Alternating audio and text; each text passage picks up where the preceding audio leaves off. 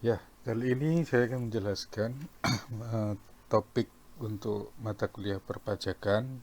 Ada tiga yang akan dibahas kali ini. Yang pertama adalah PBB, yang berikutnya ada PBHTB, dan yang terakhir adalah bea materai. PBB dan PBHTB ini berkaitan erat karena objeknya sama, yaitu tanah dan bangunan. Oke, kita mulai dari ilustrasi berikut ini. Jika Anda lihat gambar ini, mungkin Anda ingat saya pernah menggambarkan hal yang sama di kelas, di pertemuan sebelum UTS, eh, ketika seseorang, taruhlah ada dua orang, si A dan si B. Si A ini memiliki rumah, kemudian si B ini memiliki uang. Lalu si A menjual rumahnya kepada si B, maka si B memperoleh hak baru atas rumah. Oke, sampai di sini clear ya. Nah, karena si B membeli rumahnya si A, maka si B harus membayar kepada si A, membayar uang. Maka dalam konteks ini si A menerima penghasilan. Oke, jadi si A menerima penghasilan atas transaksi penjualan rumahnya, dan si B memperoleh hak atas tanah dan bangunan baru. Nah, disinilah ketika si A menerima penghasilan, maka dia akan dikenai PPh bersifat final, ya, yang sudah dibahas di pertemuan sebelum UTS lalu. Jadi si A karena menerima penghasilan dia harus bayar pajak. Selanjutnya, si B karena memperoleh hak baru, maka dia harus membayar yang namanya BPHTB, bea atas perolehan hak atas tanah dan atau bangunan, ya, bea perolehan karena dia memperoleh hak baru. Nah, oleh karena rumah ini menjadi milik si B, maka setiap tahun si B yang harus membayar PBB ke depannya, ya, sampai dengan B itu menjual rumah itu ke orang lain lagi. Ya, jadi di sini ada tiga jenis pajak dari satu kali transaksi jual beli rumah. Ya. Yang pertama, penjual memperoleh penghasilan, maka pajak penghasilan. Pembeli memperoleh hak baru, maka dia harus bayar bea perolehan hak atas tanah dan atau bangunan. Dan karena dia sebagai pemilik rumah, dia harus bayar PBB setiap tahunnya. Nah, yang akan kita bahas kali ini, kita mulai dari PBB dulu. Ya. Berikut eh, pasal 1 dari undang-undang, ya, yang menjelaskan definisi-definisi yang akan digunakan dalam perhitungan PBB. Pertama yaitu bumi. Bumi itu permukaan bumi dan tubuh bumi yang ada di bawahnya. Lepas dari bumi itu bulat atau datar gitu ya. Jadi kalau Anda lihat di peta, yang namanya bumi itu meliputi tanah di peta warnanya hijau, perairan warnanya biru, termasuk rawa-rawa, tambak pengairan, serta laut wilayah RI. Jadi kalau Anda lihat peta negara Republik Indonesia, maka seluruh area yang di blok negara Indonesia itu, baik warnanya hijau atau biru, adalah objek PBB. Karena itu termasuk definisi bumi. Ya, bentuknya bisa tanah atau perairan. Yang kedua, definisi bangunan. Bangunan yaitu konstruksi teknik yang ditanam atau dilekatkan secara tetap, artinya permanen, untuk tempat tinggal atau usaha atau tempat yang diusahakan, tempat disewakan gitu ya. Permanen kata kuncinya, secara tetap. Misal Anda pernah mengamati dalam sebuah pembangunan proyek bangunan, biasanya ada semacam bangunan kecil, bukan rumah gitu ya, tapi itu biasanya untuk tempat tinggal para kuli-kulinya untuk sementara selama proyek berlangsung, yang biasanya itu bentuknya dari triplek. Maka jika ada bangunan yang seperti itu sifatnya kan temporer. Ketika bangunan sudah jadi, maka bangunan triplek itu dirubuhkan. Maka itu tidak termasuk definisi bangunan, artinya tidak dikenai PBB. Ya, atas bangunannya, tapi atas buminya, atas tanahnya tetap. Oke, jadi kata kuncinya adalah secara tetap atau permanen. Kalau rumahnya hanya sementara, dibangun terus beberapa bulan diambrukin, berarti bukan termasuk objek pajak. Berikutnya yang ketiga, ada istilah NJOP. Ini nilai jual objek pajak, adalah harga rata-rata dari transaksi jual beli. Ini yang menetapkan adalah pemerintah, dan NJOP ini akan menjadi dasar perhitungan pajak bumi dan bangunan, termasuk juga nanti ada kaitannya dengan BPHTB. Yang keempat, SPOP, surat pemberitahuan objek pajak. Ini digunakan oleh WP untuk melaporkan data jika Anda memperoleh hak baru atas tanah atau bangunan, maka Anda sudah selayaknya melaporkan, ya, memberitahukan ke pemerintah bahwa Anda sekarang pemilik baru atas tanah dan bangunan di daerah tertentu. Ya, misal Anda beli tanah, Anda beli rumah, maka harus menyampaikan SPOP. Selanjutnya yang kelima ada SPPT, surat pemberitahuan pajak berutang. Ini semacam tagihan dari pemerintah, ya. Jadi perlu Anda ketahui bahwa PBB ini sifatnya adalah official assessment system, ya. Masih ingat official assessment system, yaitu yang menghitung adalah pemerintah. Oleh karena pemerintah yang menghitung, maka muncullah surat pemberitahuan pajak terhutang. Oke. Dan yang keenam, tahun pajak dari PBB adalah 1 tahun mulai dari 1 Januari sampai dengan 31 Desember. Ya, sama dengan tahunnya SPT, ya, itu tahun pajak. Kita lanjut. Bangunan tadi adalah mungkin Anda terbayangnya adalah seperti rumah, seperti hotel, mall gitu, ya. Namun ternyata yang dimaksud bangunan cukup luas, karena tidak hanya seperti rumah, hotel, mall, restoran gitu, ya. Ternyata jalan lingkungan yang terletak dalam satu kompleks bangunan itu juga termasuk objek pajak PBB. Maksudnya apa jalan lingkungan? Anda bayangkan sebuah mall atau hotel. Dalam setiap mall atau hotel tentu punya yang namanya jalan yang digunakan untuk lobby. Meskipun jalan itu tidak secara efektif digunakan untuk bisnis hotel gitu, ya, hanya untuk drop barang, mengantar, tapi itu termasuk bagian dari kompleks perhotelan. Maka itu termasuk objek PBB. Apa yang terjadi jika jalan lingkungan itu tidak dimasukkan dalam definisi bangunan?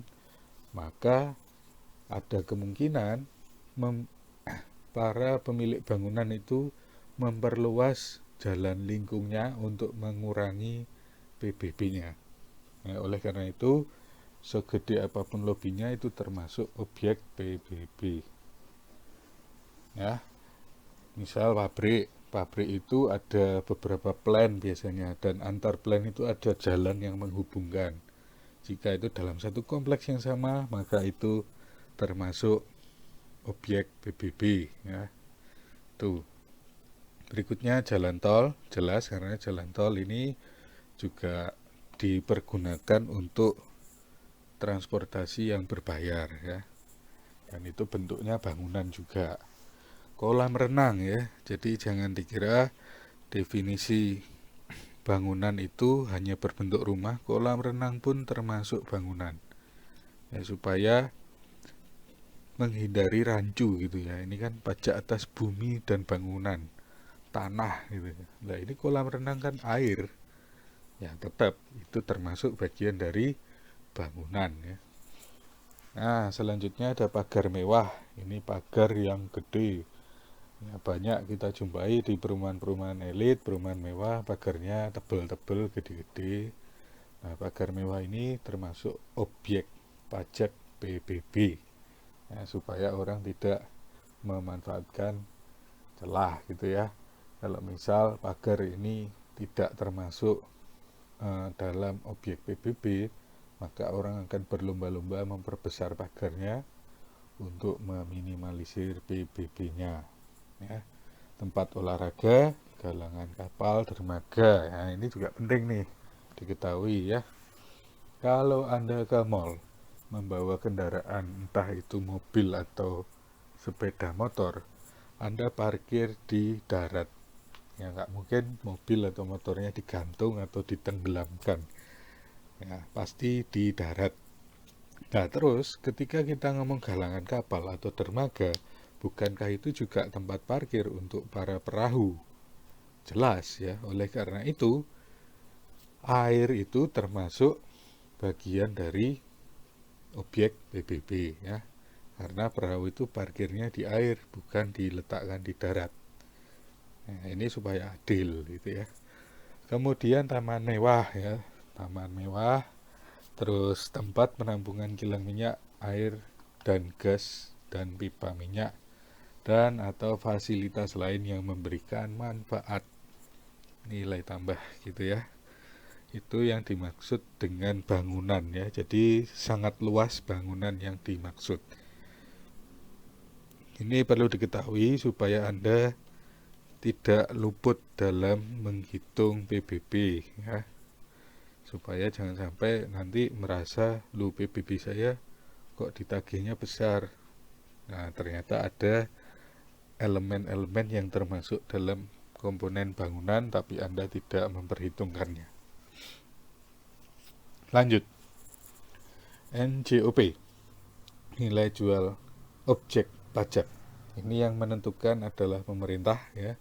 Jadi Anda tidak perlu khawatir, resah dan gelisah karena tinggal terima jadi saja. Anda bisa search di Google NJOP kota mana, kota Surabaya, asli Surabaya gitu ya.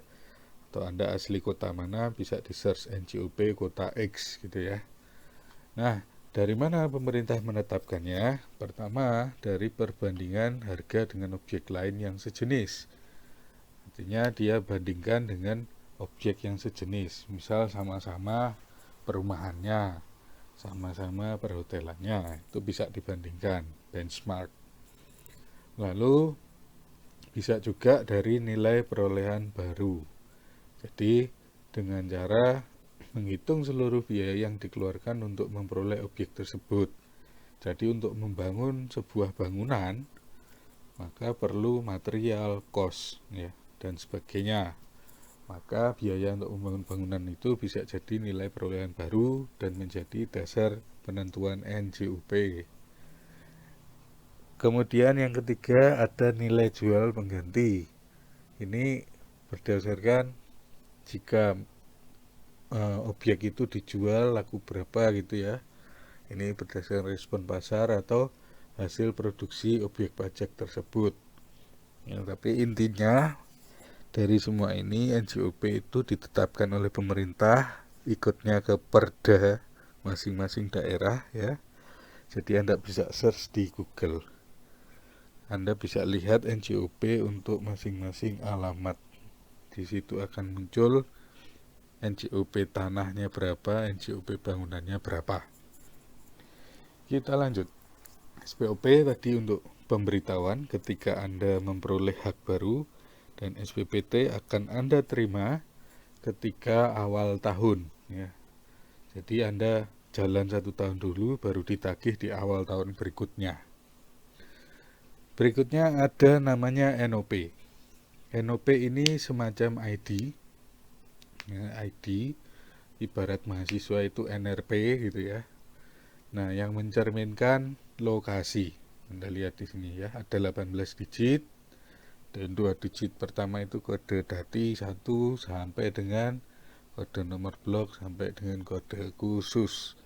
Jadi lewat NOP ini pemerintah bisa mendeteksi ini NOP ini lokasinya ada di mana ya. Jadi semacam ID bentuknya.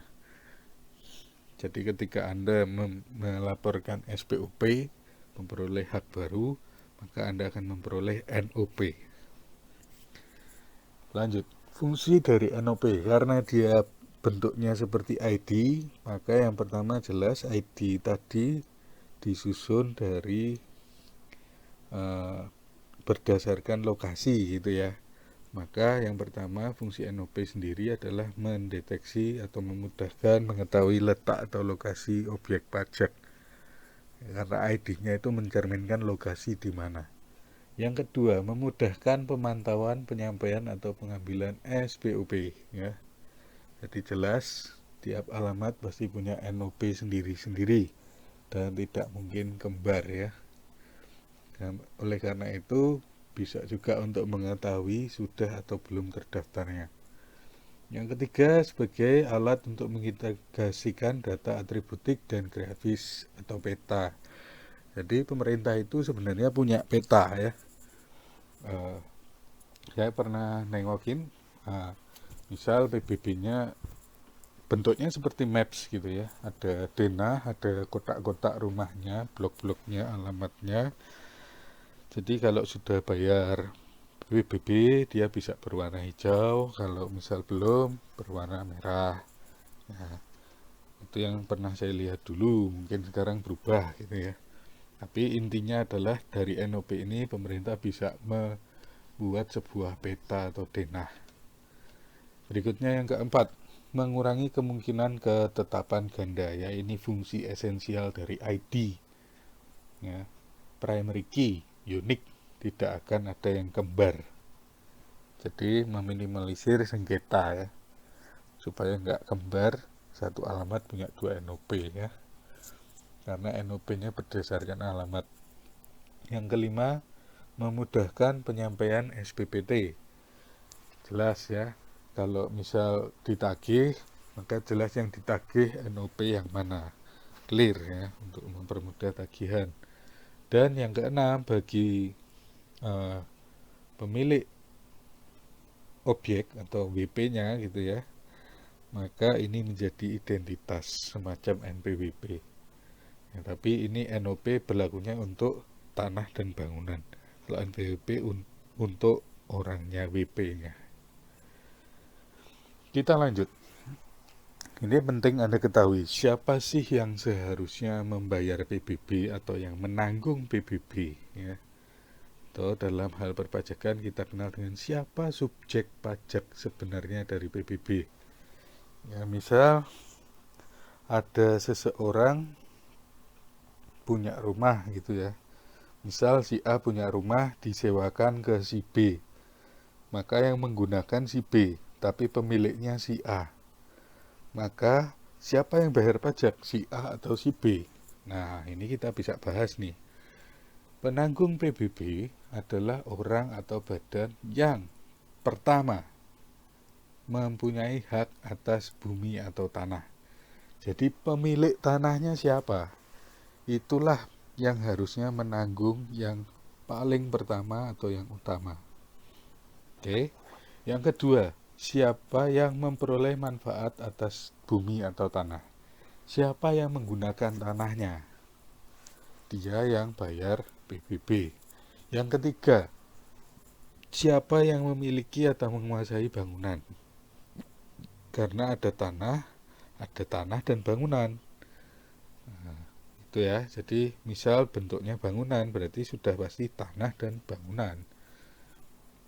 Maka yang memiliki bangunan, dia yang harusnya bayar PBB. Yang keempat, yang memperoleh manfaat atas bangunan. Siapa yang menggunakan, itu yang membayar. Nah, kembali ke kejadian tadi. Si A menyewakan rumahnya ke si B. Yang memanfaatkan si B, yang memiliki si A. Nah, ini seringkali terjadi sengketa permasalahan gitu ya. Si B karena dia memanfaatkan, dia bisa jadi subjek pajak PBB. Gitu ya. Jadi harusnya si B bayar dong, karena dia yang pakai rumahnya. Meskipun rumah itu milik si A. Jadi yang memperoleh manfaat. Tapi andai kata si B tidak mau membayar pun, maka kembali ke nomor satu. Siapa yang pemiliknya? Maka itu yang harus dibayar. Nah, dari sini kita bisa lihat bahwa pemerintah sebenarnya nguncinya pada NOP-nya. Ya, NOP-nya di mana ya itu harus dibayar. Lepas dari siapa yang menggunakan dan siapa yang memiliki. Ya, yang penting itu dibayar. Kalau nggak ada yang mau tanggung jawab, berarti tanggung jawab melekat pada pemilik. Clear ya, sampai di sini kita lanjut. Ini objek PBB ya, mirip dengan yang tadi. Intinya adalah bumi dan bangunan. Ya, bumi itu tidak hanya tanah tapi juga perairan. Demikian pula bangunan tidak hanya rumah tapi juga ada bentuk yang lain. Kita lanjut. Ada yang dikecualikan dari pengenaan PBB. Ya, ini bisa dibilang tidak kena pajak bumi dan bangunan. Dikecualikan ya. Yang pertama, ini tanah atau bangunan yang semata-mata digunakan untuk kepentingan umum. Contoh ibadah, sosial, kesehatan, pendidikan, dan nasional. Artinya tidak untuk memperoleh keuntungan ya. Nah, contohnya di sini pesantren, sekolah, tanah wakaf, rumah sakit pemerintah, dan tempat ibadah yang lain. Ini karena itu untuk kepentingan sosial, maka dikecualikan dari pengenaan PBB. Ya. Nggak perlu bayar PBB. Kalau misal tempat ibadah harus bayar PBB, ya kalau sama-sama bayar PBB, mendingan bikin mall daripada tempat ibadah gitu ya. Maka orang akan banyak yang murtad jadinya. Ya. Semakin banyak yang tidak beribadah. Oleh karena itu tempat ibadah karena itu non-profit untuk sosial free gitu ya. Berikutnya yang kedua, tanah atau bangunan yang digunakan untuk kuburan umum, peninggalan purbakala, atau sejenis dengan itu seperti museum. Ya ini jelas kalau kuburan siapa yang mau bayar gitu ya, penghuninya kan sudah tiada. Demikian peninggalan purbakala atau museum. Ini untuk kepentingan edukasi, pendidikan ya. Maka tidak dikecualikan dari pengenaan PBB. Yang ketiga, tanah atau bangunan yang digunakan oleh perwakilan diplomatik. Jadi perwakilan diplomatik atau konsulat asing itu biasanya ada asas timbal baliknya. Oleh karena itu dikecualikan juga. Yang keempat, tanah yang merupakan hutan lindung, hutan suaka alam, taman nasional. Nah, jadi ini unsurnya untuk edukasi dan sosial juga. Oleh karena itu dikecualikan juga. Yang kelima, ini hampir sama dengan yang ketiga tadi. Ya, kalau yang ketiga tadi perwakilan diplomatik, yang kelima ini perwakilan organisasi internasional. Dan ini ditentukan oleh Menteri Keuangan. Contohnya WHO, IMF, ya, itu bisa dikecualikan dari pengenaan PBB. Dan itu harus ditentukan oleh Menteri Keuangan, ada PMK-nya gitu ya, peraturannya. Oke, objek pajak yang digunakan oleh negara ya. Jadi yang dimaksud ini adalah objek-objek pajak baik itu tanah atau bangunan yang digunakan oleh pemerintah pusat maupun pemerintah daerah untuk menjalankan pemerintahan. Itu juga termasuk dikecualikan dari PBB ya, objek pajak yang digunakan untuk negara ya. Wong punyanya dia sendiri, masa bayar pajak sendiri. Lanjut, kapan PBB terutang? Tanggal 1 Januari, karena sudah dimanfaatkan 1 tahun, 1 Januari langsung terhutang. tempat PBB terutang sesuai daerah masing-masing karena penetapan NJOP berdasarkan daerah. Oke, dan PBB ini masuk ke pajak daerah. Jadi semakin banyak transaksi jual beli rumah, NJOP semakin tinggi dan perolehan PBB semakin tinggi dan PBHTB semakin tinggi, semakin kaya daerah tersebut, semakin sejahtera gitu ya. Berikutnya, pengurangan PBB ya. PBB ini bisa memperoleh pengurangan gitu ya, atau diskon ya. Tapi hanya untuk kondisi tertentu. Nih kita bahas ya. Yang pertama, berupa lahan pertanian bla bla bla yang hasilnya sangat terbatas. Jadi kata kuncinya di hasil yang terbatas.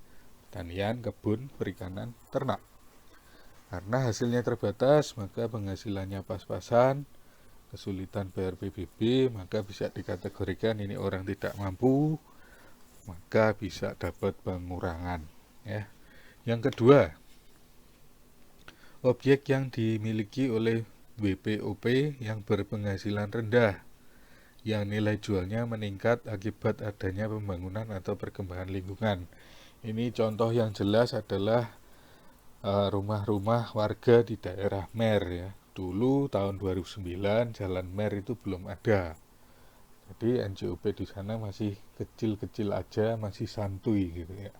Sejak Mer itu jadi dan akses ke antar daerah gitu ya, Surabaya Selatan ke timur semakin mudah gitu ya. Dari Ubaya ke Galaxy Mall semakin dekat, maka daerah-daerah Mer sana mengalami kenaikan harga. Dan sekarang kalau Anda ke daerah Mer sana juga banyak kita jumpai rumah warga yang masih sederhana sekali. Nah, itu contoh real dari yang nomor 2 ya. Jadi NJOP-nya dia naik padahal dia tetap miskin gitu ya. Jadi ini jadi korban situasi. Maka dia bisa dapat pengurangan PBB. Loh, kenapa kok harus di diskon ya? Ya karena NJOP-nya naik. Kalau NJOP naik, PBB akan semakin besar. Padahal tidak diiringi dengan peningkatan penghasilan. Gitu ya.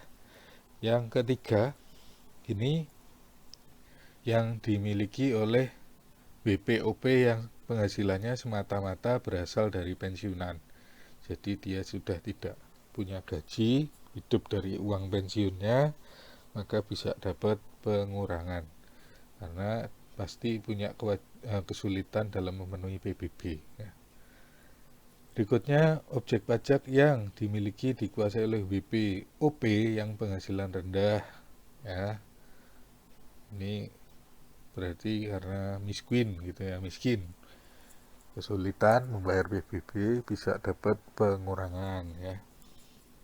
Lalu objek pajak yang dimiliki dikuasai WP veteran pejuang kemerdekaan. Ya, jadi para pejuang kemerdekaan itu dapat fasilitas berupa pengurangan PBB karena jelas sekarang mereka pasti sudah pensiun, ya, termasuk janda atau dudanya. Berikutnya, objek pajak yang dimiliki, dikuasai dan atau dimanfaatkan oleh WP veteran. Ya, ini sama ya dengan yang di atasnya, termasuk janda atau dudanya. Berikutnya, objek pajak yang dimiliki, dikuasai dan atau dimanfaatkan oleh WP badan yang mengalami kesulitan likuiditas. Jadi misal sebuah perusahaan pailit gitu ya, menyatakan pailit, kemudian dia sulit melikuidasi asetnya karena kesulitan cash flow, maka bisa dapat pengurangan ya.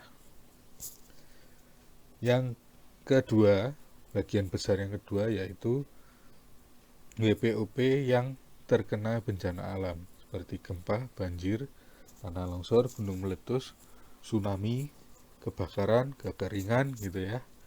Nah, ini force majeure ya, maka bisa dapat pengurangan.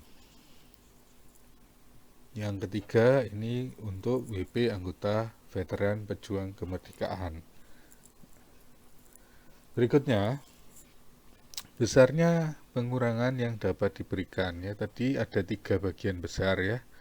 Yang pertama disebutkan bermacam-macam tadi, setinggi-tingginya atau maksimal 75% dari pajak terhutang. Maksimal ya, berarti bisa di bawah itu. Karena tergantung pengajuan dan ditetapkannya berapa oleh daerah masing-masing. Untuk yang nomor 2 karena bencana tadi, itu bisa sampai 100%. Ya, contoh Indonesia pernah mengalami tsunami gitu ya, dan langsung dibebaskan pajaknya untuk daerah yang terdampak tsunami gitu ya. Gunung meletus juga sama, langsung seketika dikurangkan PBB-nya. Dan yang ketiga ini untuk veteran pejuang kemerdekaan itu maksimal juga bukan maksimal ya, tapi ini fix 75% ya. Oke, kita lanjut ya. Jadi karena PBB ini sifatnya official assessment system, maka ada kemungkinan gitu ya pemerintah salah dalam menghitung dan salah dalam menagih. Oleh karena itu, ketika terjadi kesalahan, kita bisa mengajukan keberatan ya. Nah, berikut ini beberapa keberatan yang bisa kita ajukan atas kesalahan-kesalahan yang ada. Mulai dari pertama, kesalahan pada luas objek pajak bumi dan bangunan. Ini berarti ada kesalahan dalam menghitung luasnya. Ya, tidak sesuai antara hitungan pemerintah dengan perhitungan Anda atau perhitungan pemilik gitu ya, atau kondisi nyata. Jadi nggak sesuai. Atau kesalahan klasifikasi. Nanti Anda bisa lihat waktu kita masuk ke pembahasan perhitungannya. Jadi salah klasifikasi ini bisa menyebabkan perbedaan jumlah pajak terhutang ya. Berikutnya, kesalahan pada penetapan atau pengenaan pajak terhutang. Ini bisa jadi karena salah ngitung gitu ya. Anda bisa mengajukan keberatan atau beda persepsi. Ya, beda persepsi ini terkait dengan definisi bangunan biasanya yang sering terjadi. Menurut pemerintah itu bangunan sehingga dihitung sebagai bangunan, luasannya bertambah. Tapi menurut pemilik itu bukan bangunan ya, luasannya nggak sama jadinya. Jadi beda luas bisa jadi karena beda persepsi. Demikian kesalahan klasifikasi bisa karena beda persepsi. Maka atas keberatan tersebut ada 4 kemungkinan yang bisa diputuskan. Yang pertama dikabulkan semua, yang kedua dikabulkan sebagian, yang ketiga malah menambah pajak terhutang, yang keempat ditolak ya. Itu konsepnya sama, setiap keberatan seperti itu. Berikutnya sanksi administrasi bagi WP yang bermasalah. Yang pertama nih, WP tidak menyampaikan SPOP walau sudah ditegur secara tertulis. Jadi dia dapat memperoleh gitu ya, memperoleh hak baru atau dapat rumah baru atau tanah baru atau beli gitu ya, tapi nggak lapor dan terdeteksi dan ditegur secara tertulis masih juga nggak lapor, maka akan didenda 25% dari pokok pajak. Yang kedua, wajib pajak yang melaporkan data tidak benar. Ini biasanya luasnya dikecil-kecilin biar PBB-nya murah, atau luas bangunannya dikecil-kecilin. Nah, ini bisa dikenakan denda 25% juga, tapi dari selisih pajak yang terhutang. Ya, artinya ini masih lebih baik daripada yang A gitu ya. dia sudah melaporkan tapi laporannya nggak sesuai, daripada yang A tidak lapor sama sekali. Yang ketiga, ini telat bayar gitu ya, sudah jatuh tempo tapi belum dibayar atau kurang bayar, maka dendanya 2% sebulan, maksimal 24 bulan. Tapi kalau telatnya sampai 2 tahun ya keterlaluan gitu ya. Sanksi pidana. Jadi tadi itu sanksi dalam bentuk denda gitu ya, administrasi. Kalau ini pidana.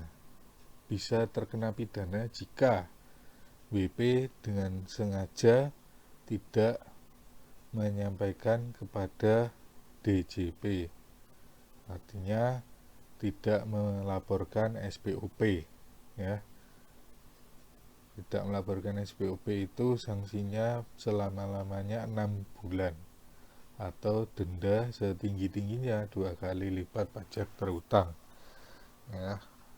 Itu bisa dipidana kalau bandel ya. Atau menyampaikan SPOP tidak sesuai, ini bisa dipidana juga ya. Luasnya dikecil-kecilin biar PBB-nya murah gitu ya. Hati-hati ya. Memperlihatkan surat palsu atau memalsu dokumen. Nah ini palsu, berarti ketidakbenaran gitu ya. Terus tidak memperlihatkan data atau tidak meminjamkan surat atau dokumen. Jadi pas ditanyain dokumennya mana tidak bisa menunjukkan, maka bisa dipidana. Atau tidak menunjukkan data atau keterangan yang diperlukan. Ya, jadi urusannya tidak hanya denda tapi juga sampai ke pidana. Ya, karena ini pajak rutin tiap tahun. Sanksi pidana bisa dikali lipatkan 2 gitu ya, bila melakukan tindak lagi gitu ya. Ini bandel gitu ya. Nah, oke. Kita lanjut. Siapa yang akan menetapkan penanggung pajak apabila suatu bidang dan bangunan tidak diketahui secara jelas penanggung pajaknya? Jadi siapa yang akan bayar pajak gitu ya? Maka ditetapkan oleh DJP. Prinsipnya kembali ke 4 yang tadi. Yang pertama pemilik tanah, yang kedua pemanfaat tanah yang memanfaatkan tanah, yang ketiga pemilik bangunan, yang keempat yang memanfaatkan bangunan, dan yang paling besar tanggung jawabnya adalah yang nomor 1, pemilik tanah ya. Ya jelas nanti NOP-nya terdaftar milik siapa, yaitu yang akan ditagih pada akhirnya, ujung-ujungnya. Nah, berikutnya kita masuk ke perhitungan ya. Dalam menghitung PBB ada istilah yang namanya DPP, dasar pengenaan pajak. DPP yang digunakan dalam PBB adalah NJOP-nya, nilai jual objek pajak. Oke, NJOP sebagai DPP dikelompokkan menjadi 2, yaitu kelompok A dan kelompok B. Tidak bisa cek di KMK nomor sekian ya. Nah, ini NJOP akan ditetapkan setiap 3 tahun oleh Menteri Keuangan kecuali untuk daerah tertentu ditetapkan tiap tahun sesuai perkembangan daerahnya.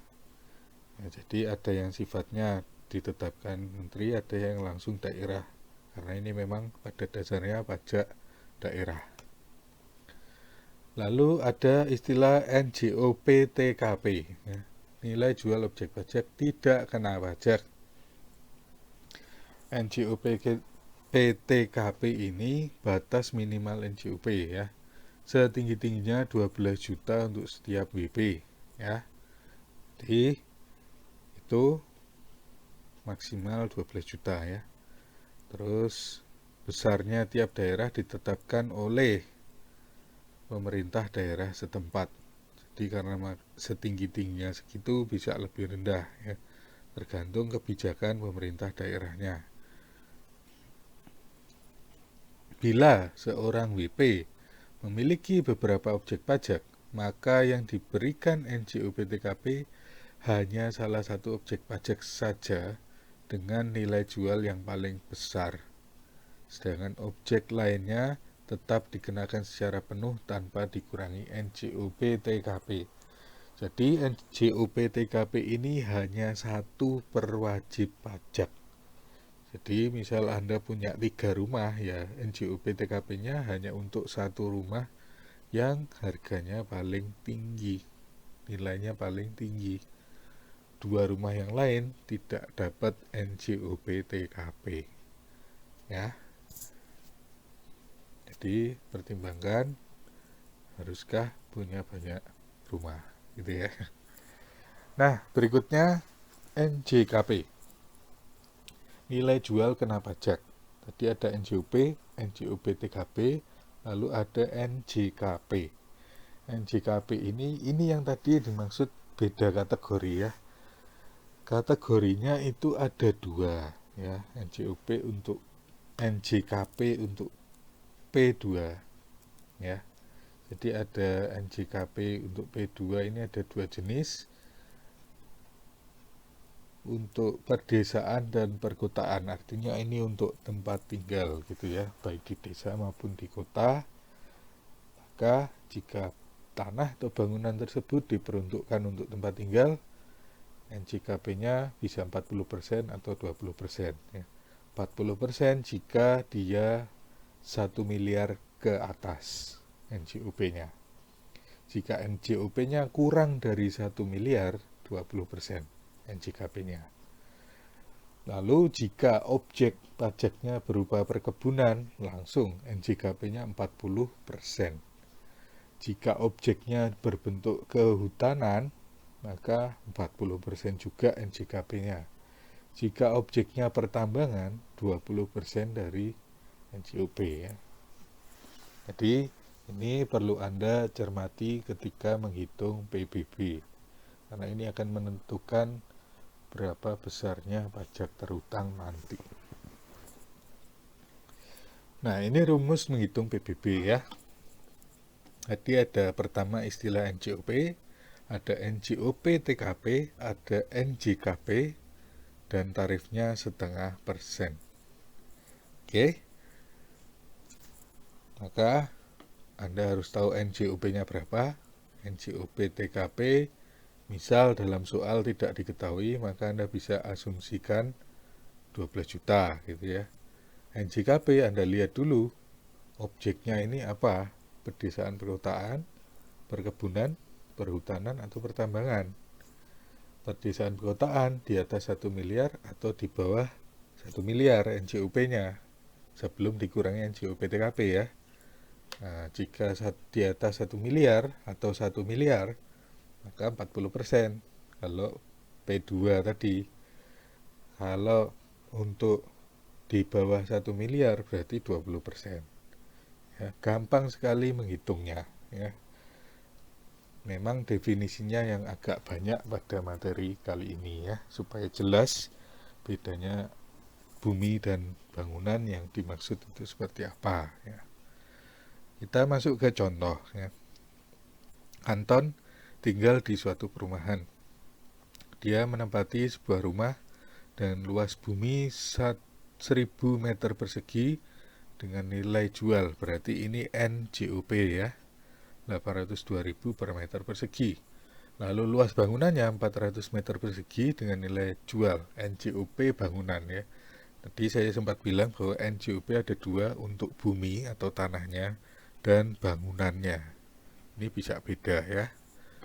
Nah, ini NJOP untuk bangunan 968.000 per meter persegi. Pertanyaannya, berapakah besar PBB yang dikenakan kepada Anton? Ya, berarti kita sudah tahu jelas sekarang NJOP-nya berapa ya. Untuk bumi berarti tinggal Anda kalikan, untuk bangunan juga langsung dikalikan ya.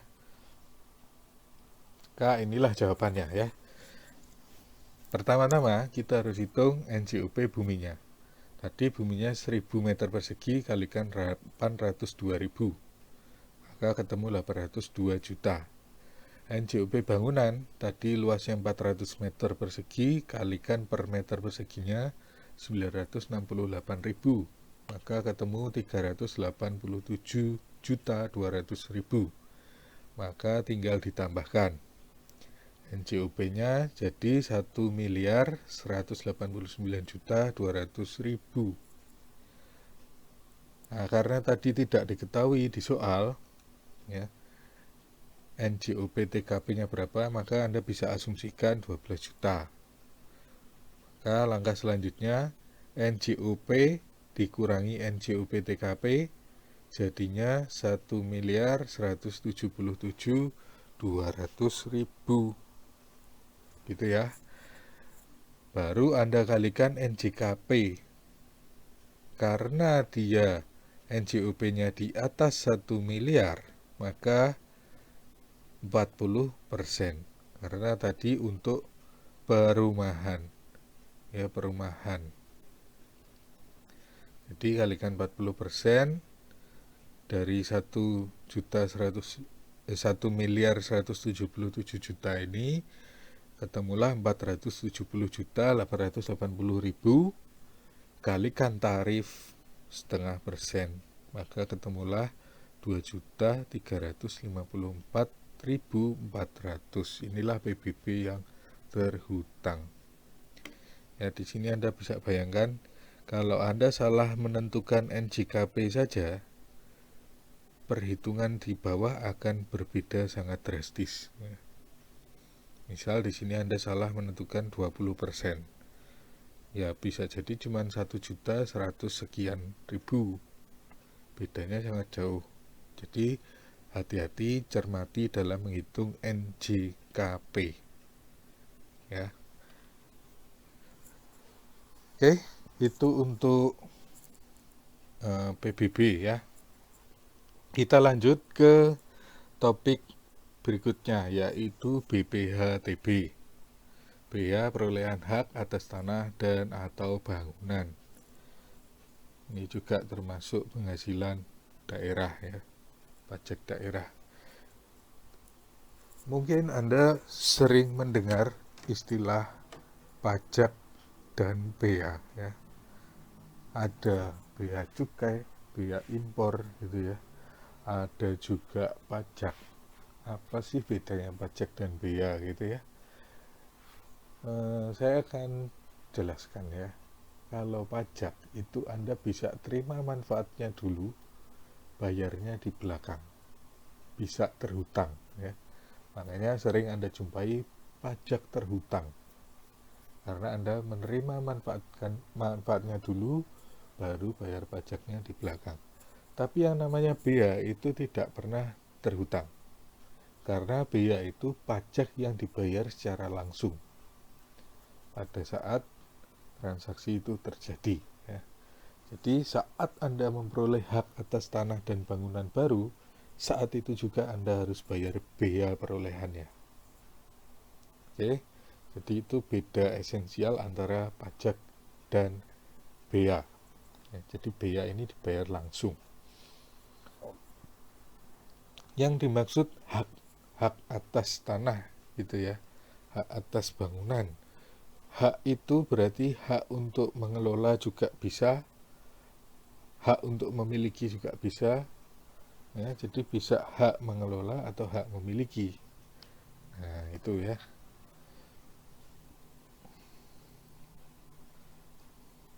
Kita lanjut subjek pajaknya. Subjek pajak ini bisa berupa orang pribadi atau badan yang memperoleh hak baru, baik tanah ataupun bangunan. Objek pajaknya apa? Ya pemindahan hak atau pemberian hak baru. Nah, kita lihat apa yang dimaksud pemindahan hak dan pemberian hak baru. Pemindahan hak itu contohnya jual beli ya. Dari A ke B, hak itu berpindah, beralih. Dari A dijual ke B. Awalnya haknya A, sekarang menjadi haknya B. Tukar menukar, barter. Hibah atau hibah wasiat atau warisan. Ya, warisan diwariskan dari orang tua ke anaknya, berarti ada perpindahan hak di sana. Pemasukan dalam perseroan atau badan hukum lainnya, misal setor modalnya tidak dalam bentuk uang, tapi dalam bentuk bangunan atau tanah.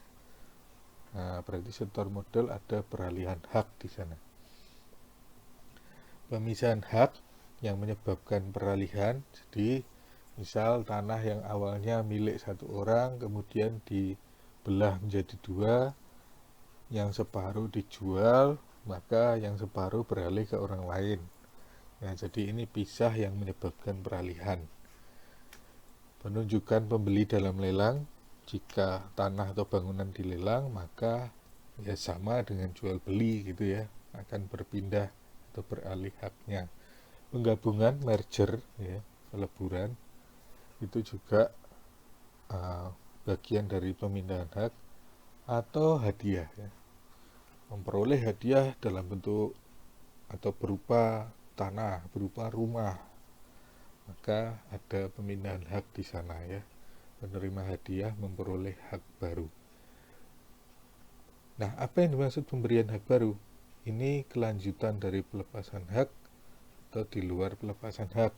Artinya begini, pada dasarnya seluruh tanah yang ada di Indonesia adalah milik NKRI. Ya, namun beberapa memang dijual ke warga atau masyarakat. Artinya dari pemerintah ke masyarakat ini sudah termasuk pemberian hak baru. Atau juga misal Anda karena kontrak sehingga seseorang memperoleh hak baru, itu juga bisa ya. Hak atas tanah. Nah, kita pelajari apa sih jenis-jenis haknya gitu ya. Ada hak milik, ini yang paling kuat ya. Anda berarti selaku pemilik. Mungkin Anda pernah jumpai berita gitu ya, terkadang pemerintah kesulitan ketika membangun jalan tol atau pelebaran jalan, itu yang paling sulit adalah membebaskan lahannya karena harus menggusur perumahan mungkin gitu ya. Nah, karena perumahan itu kalau sudah hak milik ini susah, nah, pemerintah harus take over itu karena hak milik ini yang paling kuat. Ada hak guna usaha, berarti hanya boleh menggunakan untuk usaha. HGB, hak untuk menggunakan bangunan saja. Hak pakai, hak milik atas satuan rumah susun, ini biasanya rumah susun atau apartemen itu Anda hak miliknya itu hanya satu unit saja yang Anda miliki gitu ya. Atau hak untuk pengelolaan, mengelola. Tapi yang paling kuat adalah hak milik ya.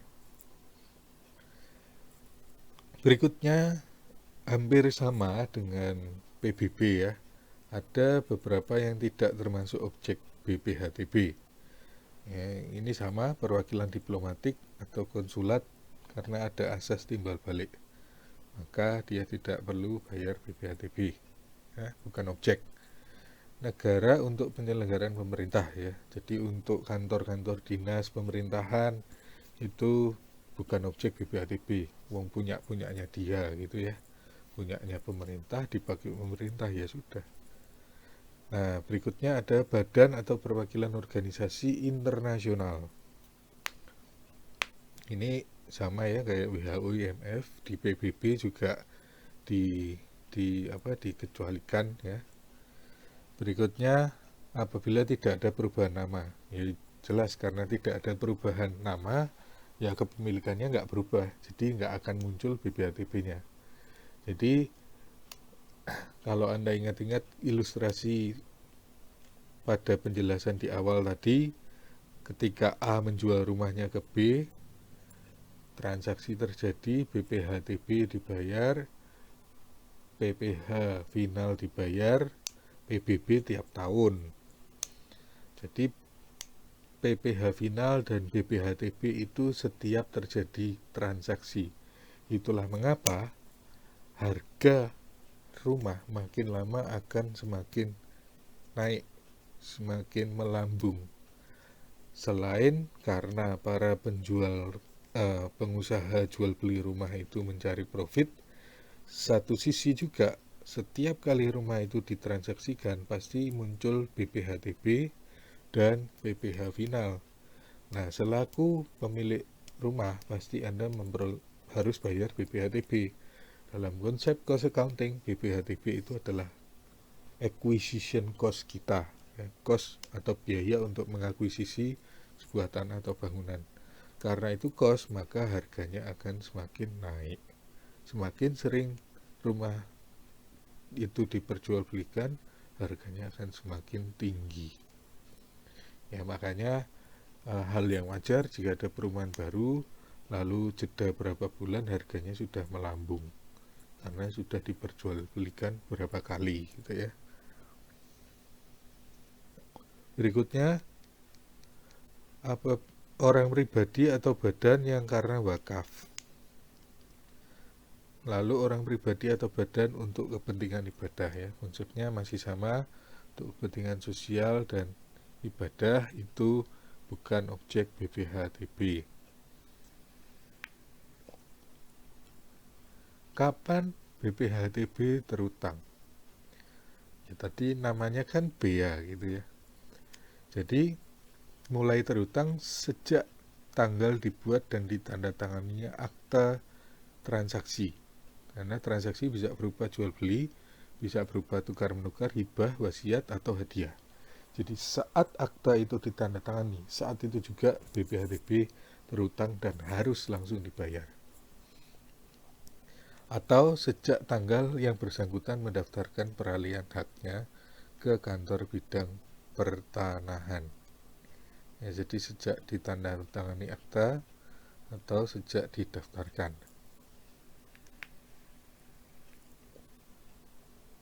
Berikutnya, ada istilah NPOP.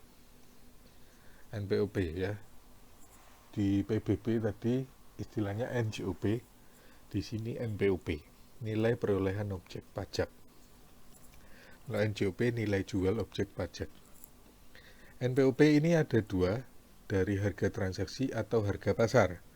Kalau harga transaksi, karena seseorang bisa memperoleh hak atas tanah atau bangunan baru dari transaksi gitu ya, bisa jual beli atau lelang. Maka harga transaksi yang akan menjadi dasar pengenaan pajak DPP jika lewat transaksi peralihan haknya.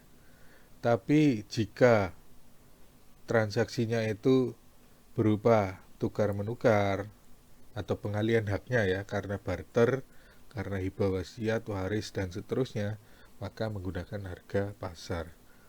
Karena yang ada di bagian warna kuning ini tidak jelas nominal transaksinya berapa. Beda dengan jual beli ada harganya, lelang juga ada harganya. Sedangkan di sini Anda dapat warisan kan nggak tahu tuh harganya berapa, maka menggunakan harga pasar. Maka untuk pengalihan hak yang dalam bentuk ini, yang di bagian kuning ini, akan menggunakan harga pasar sebagai dasar pengenaan pajak. Nah, yang unik dalam perhitungan BPHTB ini ada kaitannya dengan NJOP. Tadi saya sudah bilang ya. Untuk menentukan NPOP, tadi ada NPOP dari harga transaksi atau harga pasar, tergantung kejadiannya apa, itu nilai perolehan. Lalu dibandingkan dengan NJOP PBB. Mana yang lebih besar, itulah yang akan menjadi dasar pengenaan pajak. Jika nilai perolehannya lebih rendah dari NJOP, maka NJOP yang akan digunakan. Jika nilai perolehannya lebih tinggi dari NJOP, maka nilai perolehan yang akan digunakan. Ya. Jadi mana yang lebih tinggi itu yang akan digunakan, dibandingkan dulu. Yang kedua, jika nilai perolehan tidak diketahui atau lebih rendah dari NJOP, maka akan menggunakan NJOP langsung pada tahun harga perolehan. Oke, jadi jika nilai perolehan di sini tidak diketahui atau lebih rendah dari NJOP, maka yang digunakan langsung NJOP-nya. Clear ya? Jadi bandingkan dulu Misal kejadiannya jual beli, harga transaksinya 1 miliar, NJOP-nya 2 miliar, maka yang digunakan langsung NJOP-nya. Harga transaksinya tidak berlaku, ya. Berikutnya ada NPOP TKP. Ini ditetapkan oleh regional juga, paling rendah 60 juta untuk setiap wajib pajak. Dan ini bisa bervariasi karena mengikuti perda, ya. Untuk perolehan hak karena waris atau hibah wasiat yang diterima orang pribadi yang masih dalam hubungan keluarga sedarah dan dalam garis keturunan lurus, artinya orang tua ke anak, garisnya lurus, ya, tidak bisa dari seorang bapak ke keponakannya, itu nggak bisa, ya, harus garis lurus ke anaknya. Itu NPOP TKP-nya 300 juta. Jadi hanya untuk kejadian waris atau hibah wasiat. Dan garis keturunannya lurus 1 derajat ke atas atau ke bawah, yang termasuk dari suami ke istri, itu juga bisa, ya. Horizontal, ya. Vertikal dari ayah ke anak atau dari anak ke ayah itu juga bisa, karena bisa ke atas atau ke bawah. Berikutnya, dasar pengenaan pajaknya. Ya, ini yang tadi, jika kejadiannya jual beli maka menggunakan harga transaksi, jika lelang juga menggunakan harga transaksi, selebihnya nilai pasar, ya. Itu TBP-nya, ya, sama dengan yang tadi. Nah, di sini rumusnya BPHTB. Gampang sekali, ya. Tidak perlu NJKP lagi karena langsung dari tarif kalikan NPOP dikurangi NPOP TKP. Jauh lebih mudah menghitungnya. Tarifnya ada 3 jenis, ya. Ini menurut PP 34 tahun 2016, ya. Ada 2,5%, itu untuk kondisi yang normal, gitu, ya, pengalian hak selain bla bla bla ini. 1% untuk pengalian hak atas tanah dan atau bangunan yang berupa rumah sederhana atau rusun sederhana. Jadi kalau jual belinya rumah susun sederhana, itu tarifnya 1%. Kalau jual belinya perumahan biasa atau mungkin bangunan lain, bangunan hotel, mungkin perusahaan, pabrik, mall, itu 2,5%. Kemudian 0% jika pengalihan itu ditujukan kepada pemerintah. Ya, artinya pemerintah membeli tanah kita, gitu, ya. Tanah milik kita dibeli pemerintah, ya, karena BPHTB itu untuk pemerintah sendiri, maka 0%, ya. Itu pada dasarnya milik pemerintah juga pada awalnya. Nah, kita masuk ke contoh perhitungan BPHTB. Toh, ya, tanggal 1 Maret 2010 Joko beli sebuah rumah dengan luas 200 meter persegi. Itu rumahnya, untuk tanahnya 500 meter persegi di kota Bogor. Anggaplah harga perolehannya 500 juta. Dia beli 500 juta, ya. Terus berdasarkan SPPT PBB, NJOP-nya 600 juta. Bila rumah yang dibeli termasuk kategori rumah sederhana dan NPOP TKP ditetapkan 100 juta, ya, maka berapakah BPHTB yang harus dipenuhi oleh Joko? K, yang pertama adalah kita tentukan NPOP-nya dulu. Dilihat dari mana? Bandingkan antara harga perolehan dengan NJOP. Nah, harga perolehan tadi dia beli 500 juta. Ternyata NJOP-nya 600 juta. Maka ini yang lebih tinggi NJOP-nya, itu yang menjadi NPOP. Oke, yang 500 juta abaikan karena dia lebih rendah. Jadi 600 juta dikurangi tadi NPOP TKP ditetapkan sebesar 100 juta. Oke, maka NPOP KP-nya 500 juta kalikan 1%. Kenapa 1%? Karena kategorinya rumah sederhana. Rumah sederhana 1%. Maka ketemulah 5 juta rupiah BPHTB yang berutang. Harus dibayar pada saat itu juga. Kita lanjut ke contoh yang berikutnya, yaitu seorang anak memperoleh warisan dari ayahnya berupa tanah bangunan nilainya 300 juta. Terhadap tanah tersebut dilihat di PBB-nya, SPPT, PBB, ketahuan NJOP-nya 325 juta. Nah, bila di daerah tersebut ditetapkan NPOP TKP untuk waris dan hibah wasiat 300 juta, maka berapakah BPHTB yang harus dibayar?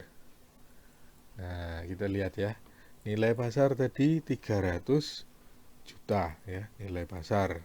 Karena dia waris menggunakan nilai pasar, bukan nilai transaksi. Karena ini bukan jual beli.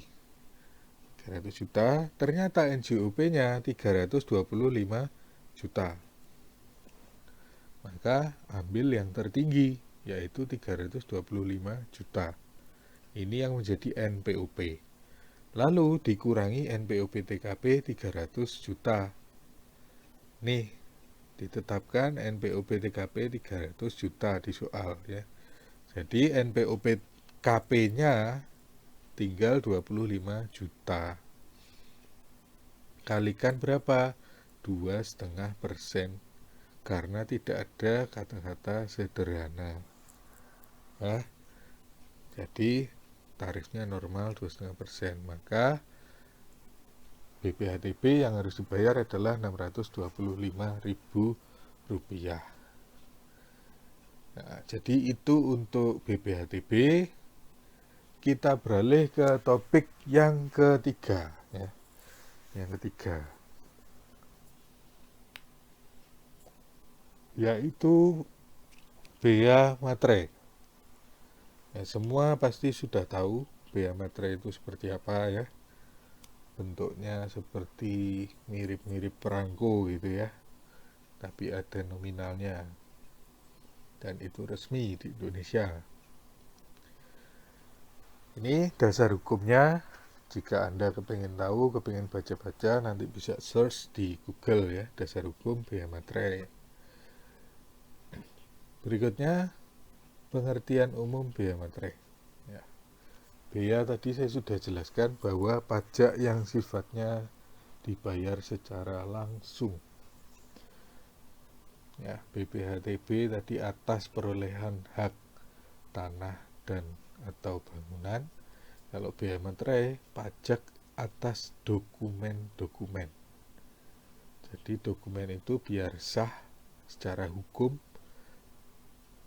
untuk kondisi tertentu dokumennya harus dibubuhi materai dan ditandatangani. Jadi kalau Anda tanda tangan di atas materai, prinsipnya adalah setengah tanda tangan mengenai materai, setengahnya mengenai kertas ya. Jadi setengah-setengah kenanya tanda tangannya. Ini ada pengertian ya. Kita selalu kalau perpajakan diawali dengan pengertian. Even sebenarnya perhitungannya sangat mudah ya, apalagi materai cuman ada 3.000 dan 6.000 saja. Dokumen adalah kertas yang berisikan tulisan yang mengandung arti ya.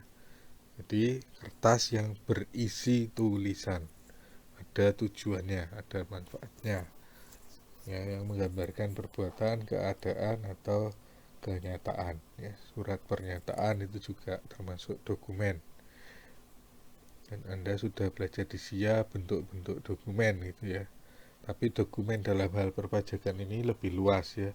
Surat itu termasuk dokumen ya, karena surat biasa saja itu menyatakan perbuatan atau keadaan, jadi bisa masuk dalam kategori dokumen secara hukum. Maka kalau mau sah dibawa ke pengadilan dan diakui sebagai bukti pengadilan, harus ada materainya. Kalau Anda maju ke pengadilan persidangan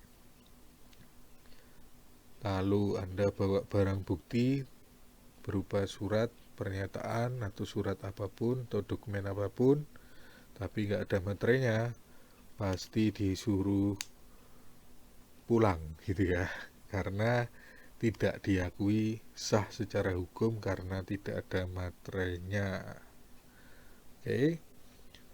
Benda materai ini adalah materai tempel dan kertas materai. Jadi bentuknya materai itu ada dua. Yang pertama itu materai tempel yang kita kenal bentuknya seperti perangko, kotak kecil yang harus ditempelkan dulu sebelum ditandatangani. Tapi ada juga namanya kertas materai.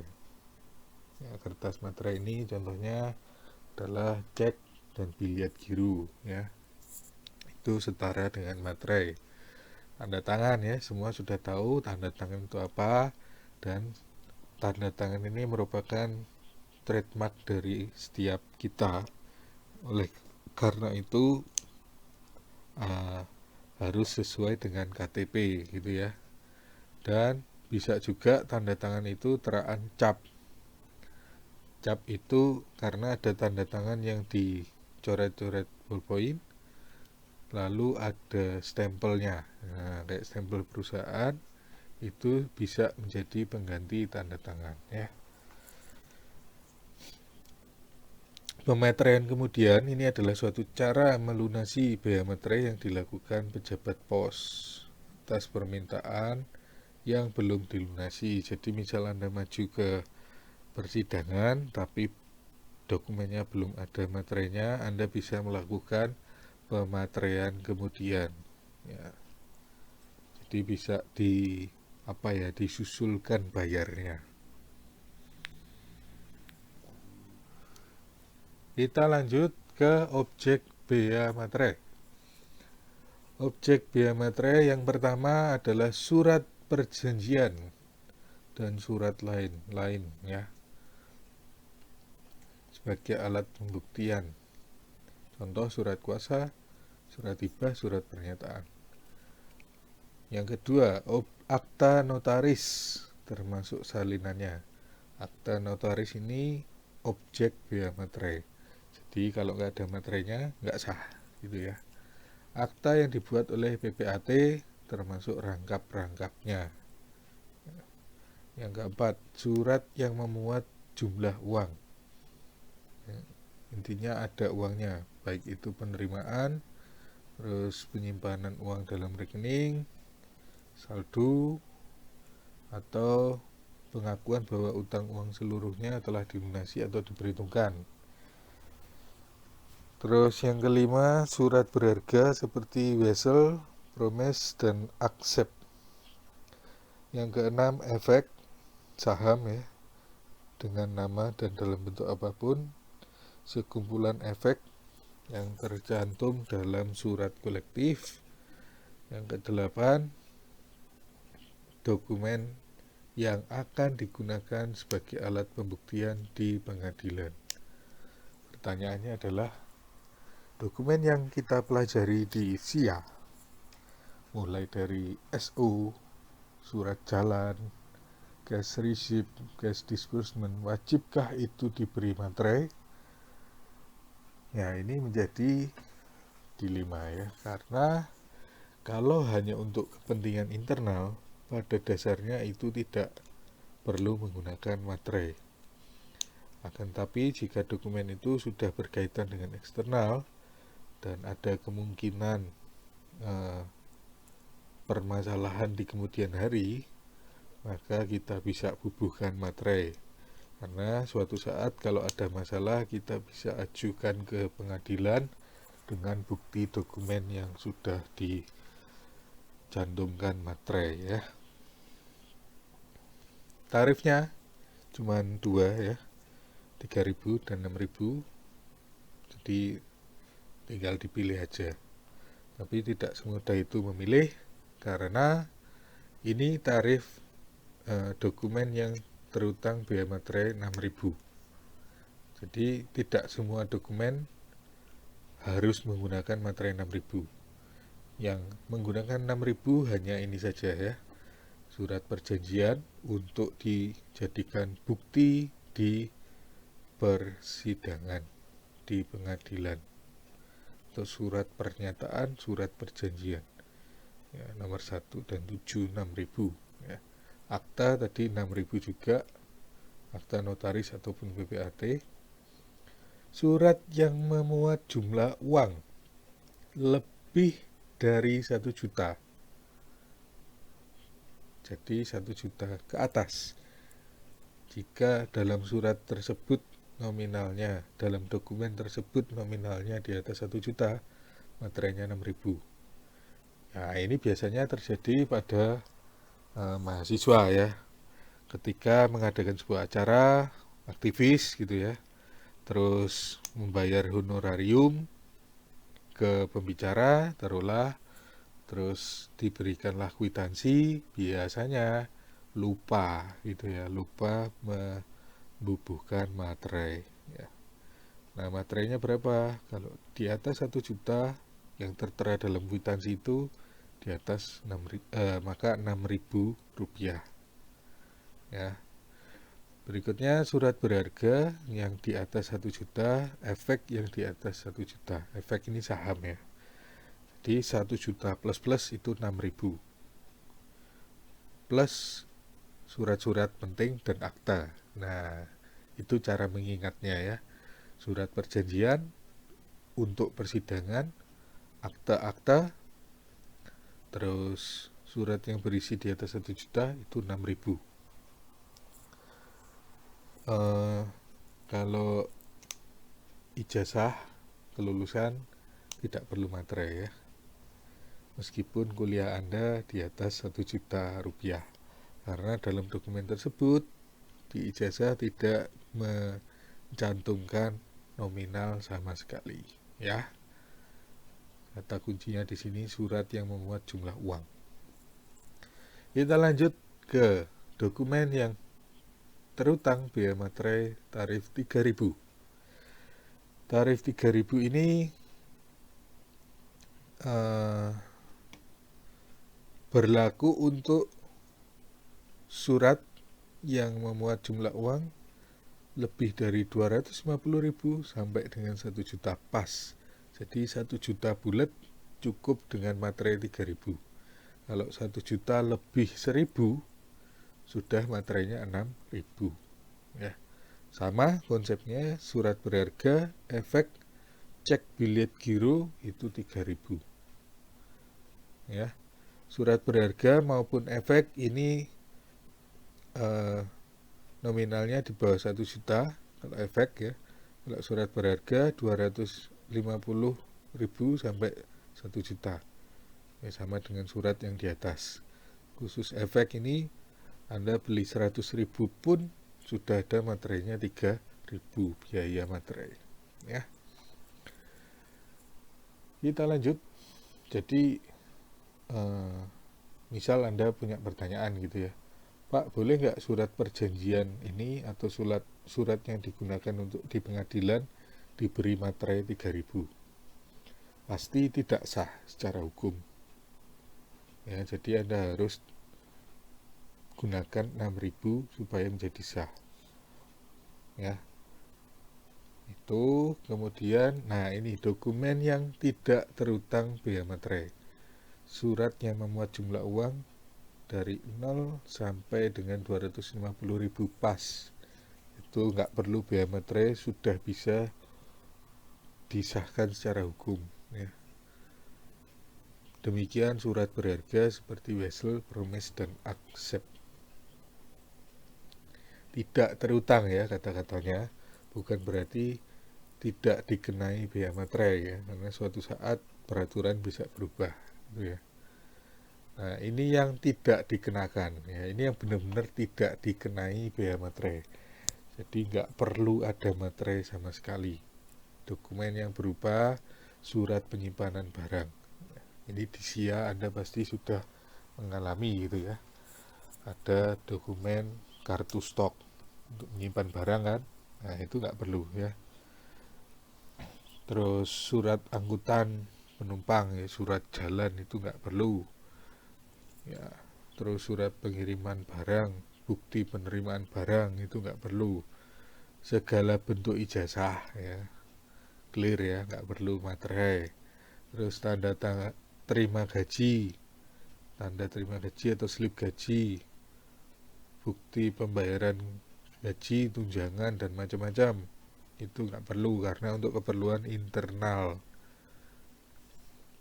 Lalu untuk tanda bukti penerimaan uang negara dari kas negara, ini dari negara ke negara ya, jadi itu tidak dikenakan bea materai. Lalu ada lagi yang tidak dikenakan bea materai, yaitu kwitansi untuk semua jenis pajak dan untuk penerimaan lainnya yang dapat disamakan dengan itu ya, dari kas negara, kas pemerintah. Jadi untuk bayar pajak yang mana bayarnya pakai uang pemerintah tidak dikenakan materai ya. Tanda penerimaan uang untuk keperluan intern, serah terima uang pakai dokumen itu nggak perlu materai juga karena internal ya. Terus dokumen yang menyebutkan tabungan, pembayaran uang tabungan koperasi ini juga nggak perlu ya, karena urusannya internal antara Anda dengan bank dan Anda dengan koperasi. Surat gadai dan tanda pembagian keuntungan bunga apapun itu tidak perlu materai. Kapan saat terutangnya bea materai? Saat terutangnya ini yang pertama, dokumen yang dibuat oleh satu pihak. Jadi misal dokumen ini sifatnya dibuat oleh sebelah pihak saja, maka terutang saat dokumen diserahkan oleh pihak itu untuk siapapun dokumen itu dibuat. Yang misal Anda bikin kwitansi dibuat oleh satu pihak gitu ya, Anda yang buat, Anda serahkan ke orang, maka saat itu juga harus dibayar materainya. Dengan cara apa? Ya Anda beli materai, tempelkan gitu ya. Berikutnya, dokumen yang dibuat oleh lebih dari satu pihak. Berarti terutangnya adalah saat selesainya dokumen dibuat dan ditutup dengan tanda tangan dari kedua yang bersangkutan. Ya, ini biasanya dokumen surat perjanjian, tanda tangannya ada dua belah pihak gitu ya. Saat tanda tangan, saat itulah sudah harus ditempel materai. Oleh karena itu, materai yang sah harus setengah kena tanda tangan dan setengah tanda tangannya kena pada kertas. Atau dokumen yang dibuat di luar negeri nih, ya saat dokumen itu akan digunakan di Indonesia, maka saat itu sudah harus ada materainya.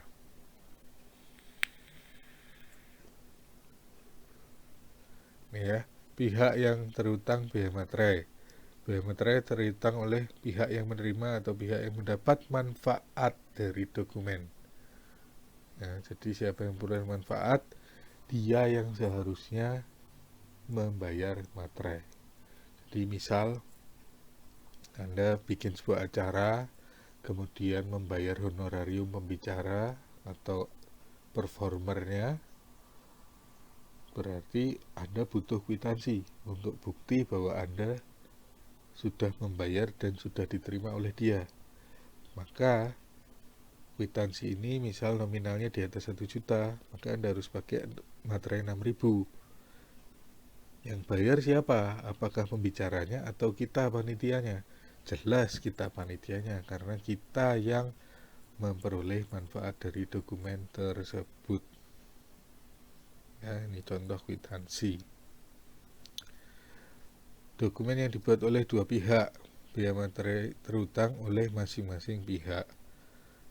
Jadi biasanya yang ditandatangani dua pihak, Biasanya dokumennya itu 2 kopi, yang satu di pihak A, yang satu di pihak B. Ya, yang satu untuk pihak A, satu untuk pihak B. Tapi dokumen itu sama-sama ditandatangani berdua. Maka biaya materainya di masing-masing pihak harus ada. Jadi untuk pihak A dia harus memegang dokumen yang ada materai dan ditandatangani oleh pihak B. Dengan pihak B dia harus memegang dokumen yang ada materai di bagian tanda tangannya si A. Oke. Daluarsa materai. Jadi materai itu bisa expired juga gitu ya.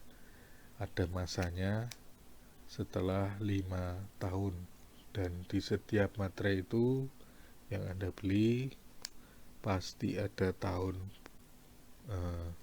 materainya. Tapi yang dilihat bukan tahun materai diproduksi, tapi adalah tanggal dokumen dibuat ya. Jadi nggak peduli materai itu produksi kapan gitu ya. Nah, sekian untuk kuliah perpajakan kali ini, semoga bermanfaat. Terima kasih.